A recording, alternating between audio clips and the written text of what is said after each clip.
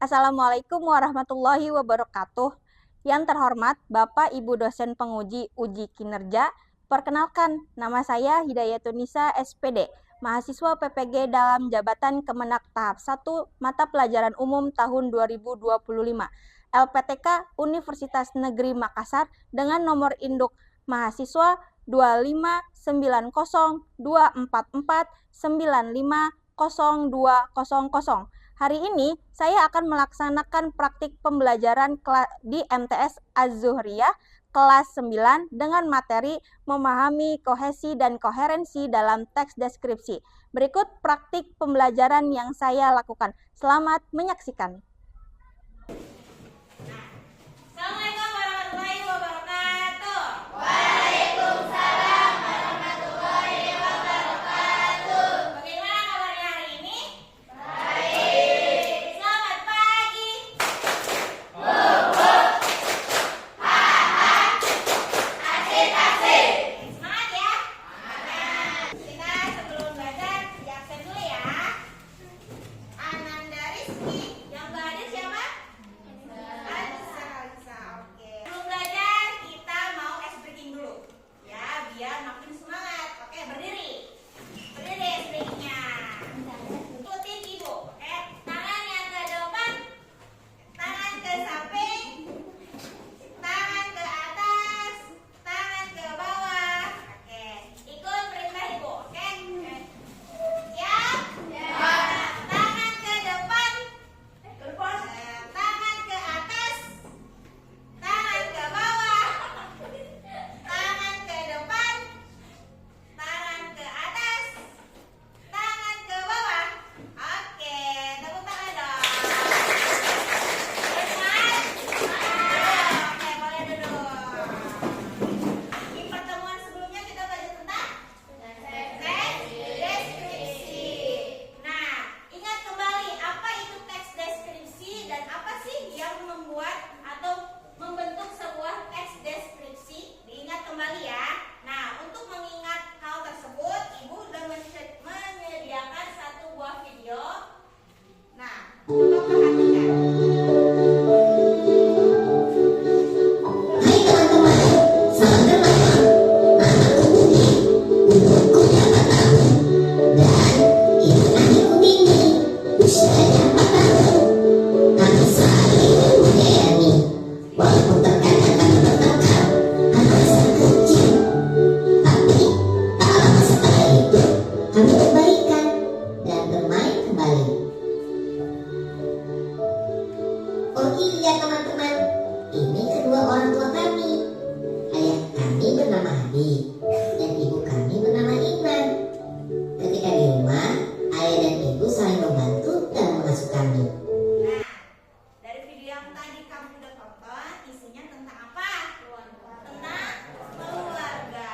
Nah, dari video tersebut itu membentuk sebuah teks deskripsi tentang keluarga isinya. Dari paling pertama dijelaskan tentang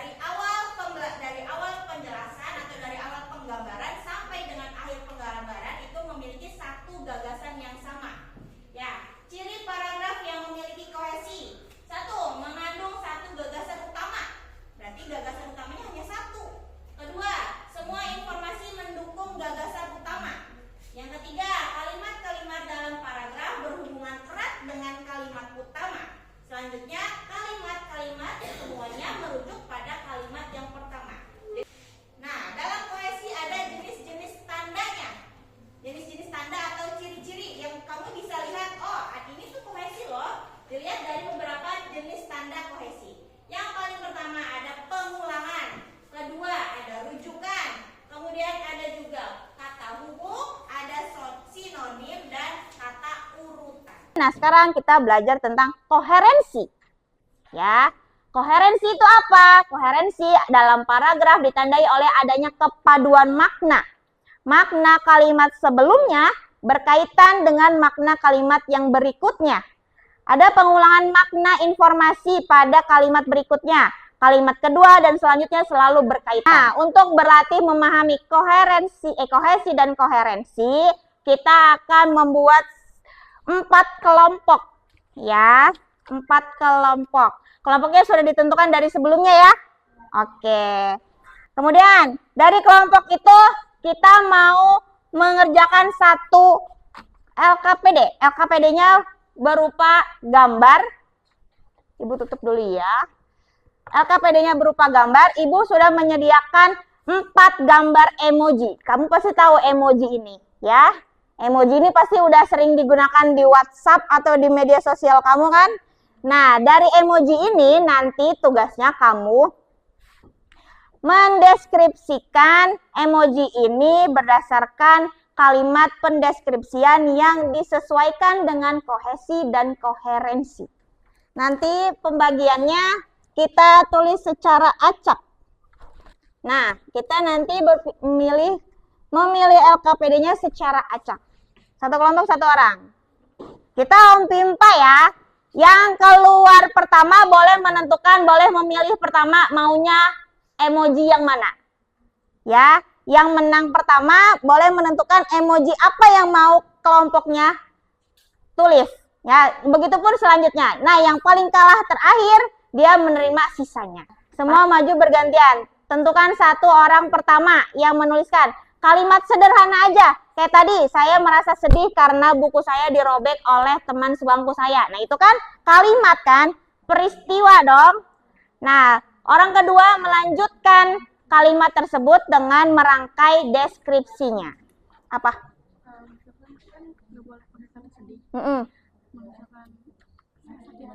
Boleh, kan nggak ada kata sedihnya.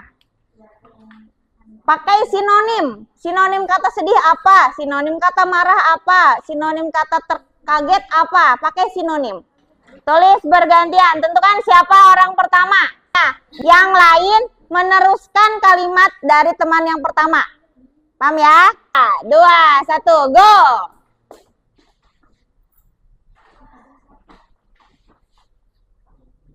Di bawah boleh, Yan. Oke. Tidak, gantian sama temannya, ayo. Ayo, orang kedua. Kohesi dan koherensi. Kita belajar kohesi dan koherensi. Berarti harus ada tanda-tanda kohesi dan tanda-tanda koherensi. Sudah orang kedua, ayo ganti. Orang ketiga. Ayo, Ian. Ayo, orang ketiga melanjutkan. Yo, orang ketiga melanjutkan.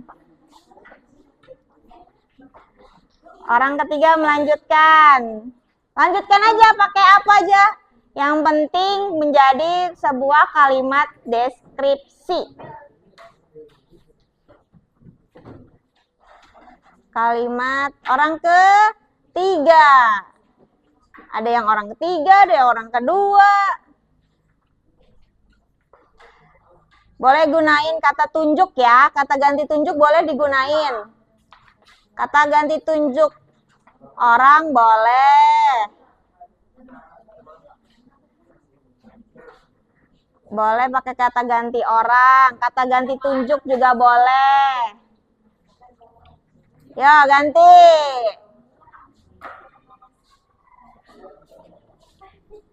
Yo, teruskan. Yo, teruskan.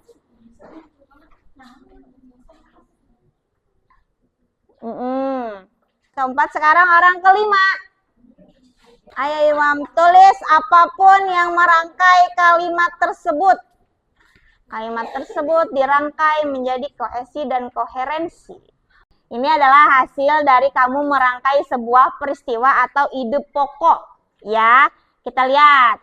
Dari 4 kelompok ini, kelompok pertama, coba perwakilannya baca. Apa yang sudah kamu tulis? Aku loncat karena sebuah benda mengarah kepadaku. Kemudian? Kemudian lanjutkan.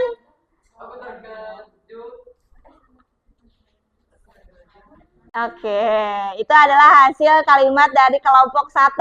Sekarang kelompok 2, mana kelompok 2? Udah oke, berdiri, baca hasil yang udah kamu tulis. Hari ini suasana itu sangat buruk karena tadi di sekolah minuman terakhirku tumpah tersenggol teman. Aku kesal temanku tidak meminta maaf padaku. Dia malah pura-pura tidak tahu kesalahannya. Padahal saat istirahat tadi dia mengajakku bermain. Oke, itu adalah hasil deskripsi dari kelompok 2. Sekarang kelompok 3. Kelompok 3, oke, baca. Saya kecewa karena sepatu saya rusak. Benar saja, saya sangat kecewa kepada teman saya yang telah menginjak sepatu saya. Teman saya minta maaf dan mengganti 50% dari harga sepatu saya. Oke, itu adalah hasil dari kelompok 3. Sekarang kelompok 4. Bacakan hasil dari kelompok 4. Yang kencang suaranya. Iya. Aku sangat bahagia memiliki keluarga yang harmonis. Keluarga yang harmonis menghargai pentingnya tugas dan tanggung jawab yang adil di antara keluarganya. Keluarga yang harmonis ditandai oleh komunikasi yang terbuka dan sehat di antara anggota-anggotanya. Mereka tidak takut untuk membicarakan tentang masalah kesamaan dan satu sama lain.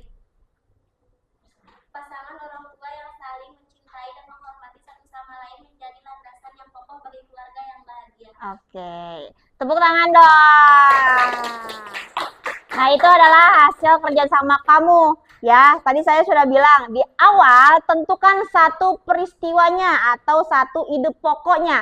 Setelahnya, buat kalimat atau yang merujuk pada kalimat pertama. Sekarang kita evaluasi dari masing-masing kelompok. Kelompok pertama, kalimat pertamanya adalah, apa ini? Aku loncat karena sebuah benda mengarah kepadaku. Nah, ini kan peristiwa ya. Itu kan berarti peristiwa. Kemudian di kalimat kedua, aku terkejut. Nah, menggunakan kata emoji enggak? Menggunakan kata emoji. Nah, di kalimat ketiga, teman saya kecelakaan. Merujuk pada kalimat pertama tidak? Tidak. Ini tidak merujuk pada kalimat pertama. Kemudian di kalimat terakhir, aku berlari sebuah hewan mengejarku. Apakah merujuk pada kalimat pertama? Tidak. Nah, berarti dari kelompok 1 ini belum termasuk dalam paragraf koesi dan koherensi. Dari kelompok yang kedua, peristiwa paling pertamanya atau kalimat utamanya. Hari ini suasana hatiku sangat buruk. Nah, kata buruk itu merupakan sinonim atau antonim kata marah.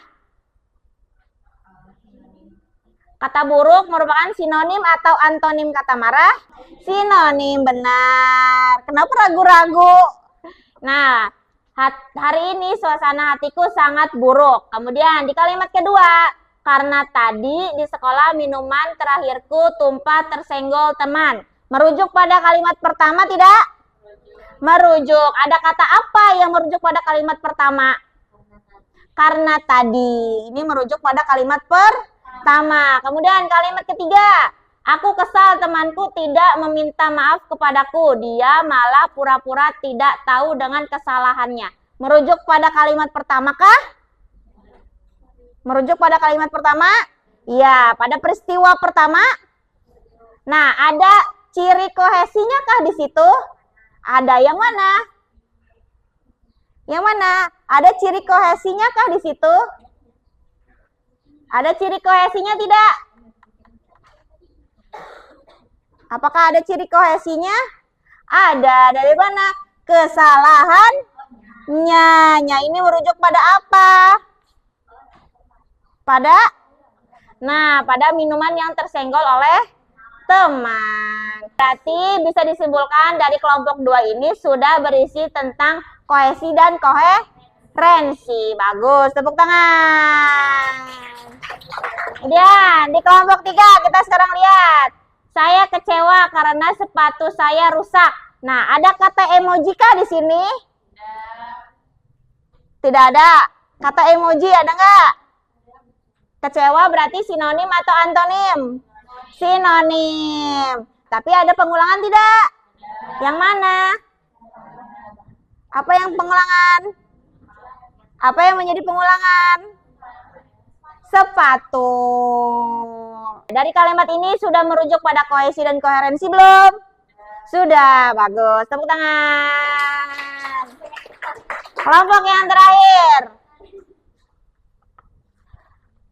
Saya sangat bahagia memiliki keluarga yang harmonis. Nah, kata emojinya sinonim dengan kata senang. Bahagia ini berarti sinonim dengan kata senang.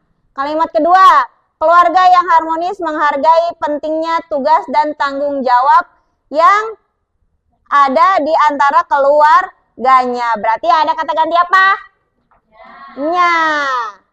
Kemudian, keluarga harmonis ditandai oleh komunikasi yang terbuka dan sehat di antara anggota keluarganya. Mereka tidak takut untuk membicara tentang masalah persamaan dan satu sama lain. Pasangan orang tua yang saling mencintai dan menghormati satu sama lain menjadi landasan yang kokoh bagi keluarga yang bahagia. Ada kata pengulangan kah? Apa kata pengulangannya? Bahagia. Kemudian apa lagi? Keluarga harmonis. Sudah merujuk pada kohesi dan koherensi? Sudah. Tepuk tangan dah. Nah, coba saya mau dari kelompok 4 memberikan saran atau tanggapan untuk kelompok 1. Bagaimana seharusnya? Mungkin? Nah, kata terkejutnya bisa diganti dengan kata kaget. Nah, iya, lebih berdiskusi lagi supaya membentuk sebuah peristiwa yang jelas dan utuh. Itu dari saran dari kelompok 4 untuk kelompok 1. Kemudian kelompok 1, coba berikan tanggapan kamu perwakilan untuk kelompok 3. Tanda komanya yang mana tuh? Yang mana tuh? Oh, nggak ada. Oh, nggak ada kata tanda baca komanya katanya. Berarti ada yang harus diperbaiki dari kelompok 3 apa? Penulisan menggunakan tanda baca. Nah, itu tanggapan dari kelompok 1 untuk kelompok 3. Sekarang kelompok 3, silakan berikan tanggapan bagus dan jelas. Apanya yang jelas? Peristiwa yang terjadi ditampilkan secara jelas. Apa peristiwanya menurut kamu itu? Apa menurut kamu peristiwanya itu apa? Tentang apa? Minuman tumpah. Nah, tentang minuman yang tumpah oleh siapa? Oleh teman. Oleh temannya. Nah, menurut kamu nih, dari peristiwa yang udah ditulis dari kelompok 2, apa sih yang bisa kita ambil pesannya? Apa? Ayo yang lain. Kelompok 3, apa pesan apa yang bisa kita ambil dari deskripsi yang udah ditulis oleh kelompok 2?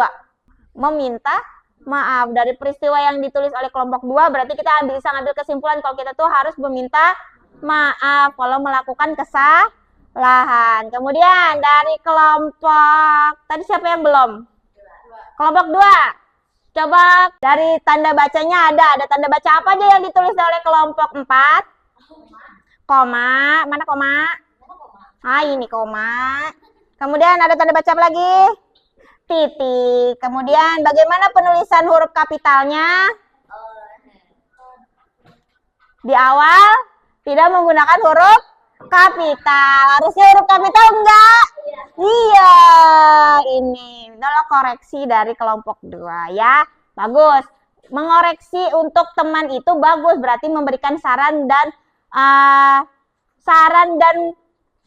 pesan supaya teman kamu bisa memberikan penilaian yang bagus, memberikan penampilan yang lebih bagus, pembelajaran yang lebih bagus. Oke, tepuk tangan semuanya. Nah, biar lebih semangat, Ibu punya yang namanya games. Ya, Ibu punya yang namanya games. Adu cepat tebak deskripsi benda. Sebutkan benda apa yang lagi dideskripsikan, oke? 3, 2, 1, ganti.